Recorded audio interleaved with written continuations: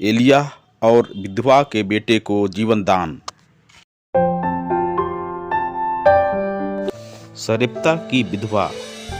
नदी में पानी सूख गया क्योंकि पृथ्वी पर पानी नहीं बरसा था। तब एलिय्याह को प्रभु की वाणी यह कहते हुए सुनाई पड़ी, उठो, सीदोन के सरेप्ता जाओ और वहाँ रहो। मैंने वहाँ की एक विधवा को आदेश दिया कि वह तुम्हें भोजन दिया करे। एलिय्याह उठकर सरेप्ता गया। शहर के फाटक पर पहुंचकर उसने वहाँ लकड़ी बटोरती हुई एक विधवा को देखा और उसे बुलाकर कहा, मुझे पीने के लिए घड़े में थोड़ा सा पानी ला दो। वह पानी लाने जा ही रही थी कि उसने उसे पुकार कर कहा, मुझे थोड़ी सी रोटी भी ला दो। उसने उत्तर दिया, आपका ईश्वर जीवंत प्रभु इस बात का साक्षी है कि मेरे पास रोटी नहीं रह गई है।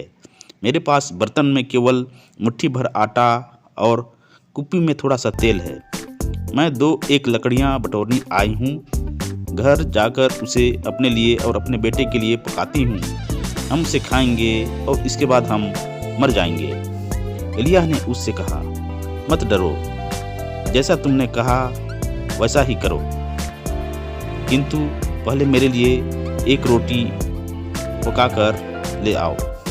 इसके बाद अपने लिए और अपने बेटे के लिए तैयार करना, क्योंकि इस्राएल का प्रभु ईश्वर यह कहता है, जिस दिन तक प्रभु पृथ्वी पर पानी न बरसाए उस दिन तक ना तो बर्तन में आटा समाप्त होगा और ना तेल की कुप्पी खाली होगी। एलिय्याह ने जैसा कहा था स्त्री ने वैसा ही किया और बहुत दिनों तक उस स्त्री, उसके पुत्र और एलिय्याह को खाना मिलता रहा, जैसा कि प्रभु ने एलिय्याह के मुख से कहा था। न तो बर्तन में आटा समाप्त हुआ और न तेल की कुप्पी खाली हुई। बाद में विधवा का बेटा बीमार पड़ा और मर गया। तब विधवा बहुत उदास एवं दुखी हो गई, क्योंकि बेटे को छोड़कर उसका कोई सहारा नहीं था।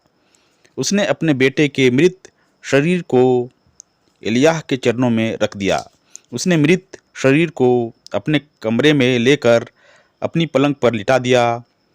तब उसने जीवंत ईश्वर से जीवन दान के लिए प्रार्थना की।